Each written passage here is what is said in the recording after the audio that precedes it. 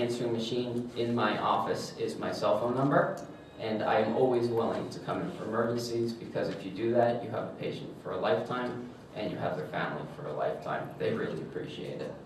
The most important thing that you need to do, though, is give a spectacular eye exam. It's really the most important thing, because you'll see a lot of referrals just based on the fact that you do a great job.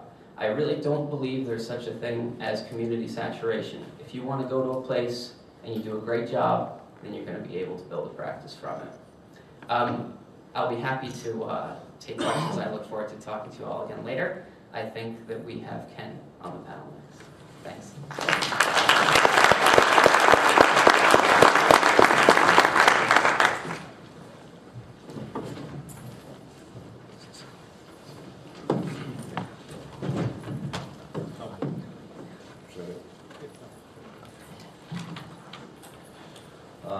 Mitch Cassandra, I'm working on getting my picture up there in a second, but trust me, I'm Ken Sorkin. The picture that you see in the handout is going to come up in a second. We did not have Hawaiian Luau Day at my office. That's from my daughter's bat mitzvah, which was back in June. About 30 seconds after that picture was taken, I was hoisted up on a chair with a very large drink in my hand with a flower in it.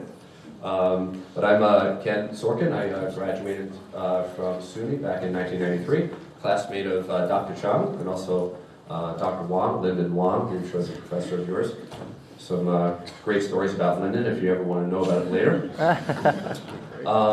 So how I came about to go to optometry school, first I had a brief career as an earth science teacher before, after graduating college, and loved teaching. It was terrific, but just couldn't see myself doing it for 30, 35 years.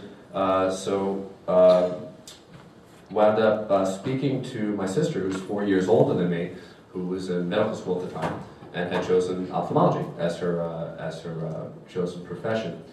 Got to travel around with her to local hospitals during her residency, and she impressed upon me that medical school was terrific, but she had a unique experience with SUNY optometry students coming to her hospital, and Dr.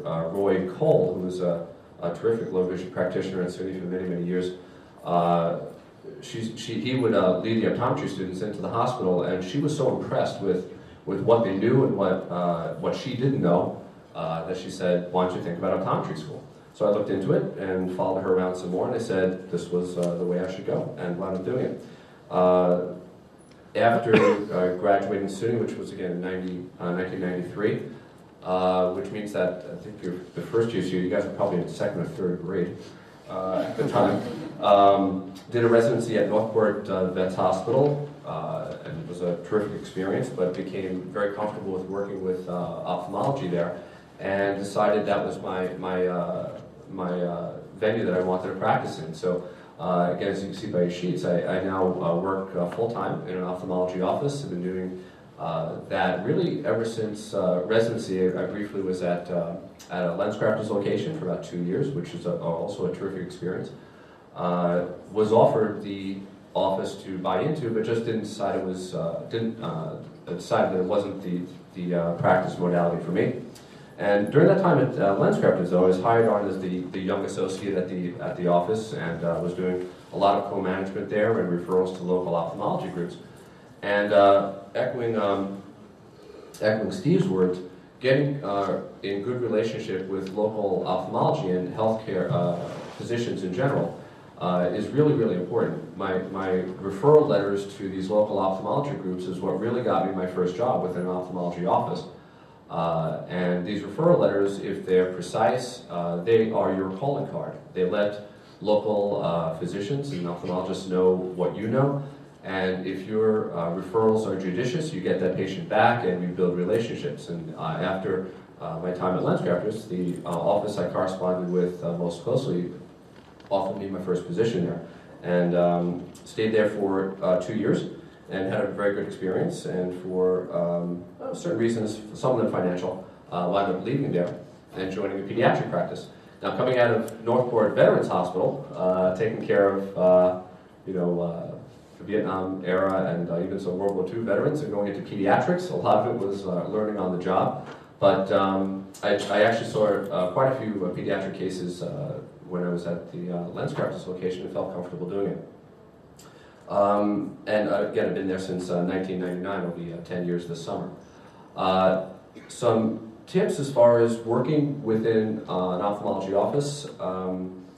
First, my suggestion would be to identify the specific type of ophthalmology practice you would like to be a part of. Obviously, there's general practice. There's the first practice I was with was a glaucoma practice. Obviously, retinologists, etc. But most often, I think our services are best rendered probably within a general type of practice. Once you have identified that type of office locations, researching specific offices and the doctors that are in your region, making sure they have excellent reputation. If you want a good reputation yourself, you have to associate yourselves with doctors that have the same level of commitment. When it comes to contacting offices about actually becoming employed there, it's really important to make your role very clear. It can be very easy to slip into a subordinate role within an ophthalmology group, and unless you make your wishes known that you want to be an independent practitioner and are capable of handling all modes of practice and all patients that walk in, you have to make that known right from the get-go. You do not want to be a tech, a glorified tech. You don't want to be relegated to working up their patients. Now, granted, there are some optometrists who feel comfortable in that role, and it's perfectly fine, but if you plan on using all the tools you guys are learning at SUNY, it's important that the ophthalmology group you eventually work for understands your abilities. Being treated as an equal, not only amongst your colleagues in ophthalmology, but the staff as well.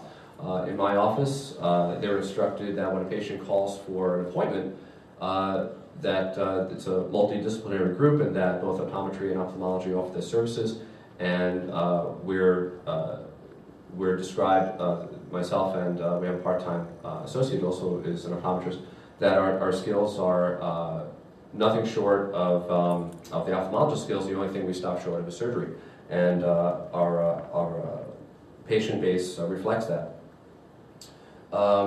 When you start to speak about the brass tacks, you want to make sure you get a commitment from the office that you're working at, and that includes being paid for your expertise. Salary-wise, it's been very I've been very happy with the level of compensation that I've had since joining this modality, and including, of course, partnership is something that's not allowed at this point legally in New York State, but there is legislation that's in the works to allow that. As far as negotiating that sort of thing, again, a lot of ophthalmology out there is back in in the late 90s was still pretty surprised about what we can do, and I don't think, hopefully, that's not so much the case anymore. But if the ophthalmology groups that you're looking to join aren't aware of what you can do, you have to show them. And once you do that, you'll be treated as an equal. I look forward to hanging out with you guys later, and I'd be happy to answer any questions at the tables. Thanks.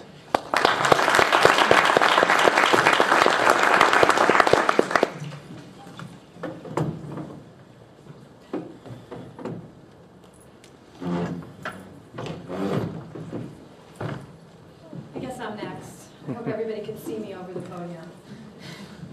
I think that one of the reasons that I'm here, aside from graduating with Mitch, and he knows my past history, is that I've had a lot of different modalities of practice, and he thought that I could offer some advice on the different modalities that I've had, and kind of coming from where I've been to where I am now, and the choices that you make in your profession. I graduated from SUNY in '91, and I then went on and I did my residency also in pediatrics and binocular vision at Pennsylvania College of Optometry. I was actually the first SUNY student ever to go to PCO and do a pediatrics and binocular vision residency there. And I remember on my residency interview, they were drilling me so incredibly hard, and I realized after about 5 minutes that they actually were looking for advice on a particular patient, because they knew that we were so strong as SUNY students in pediatrics and binocular vision. And it was a great experience.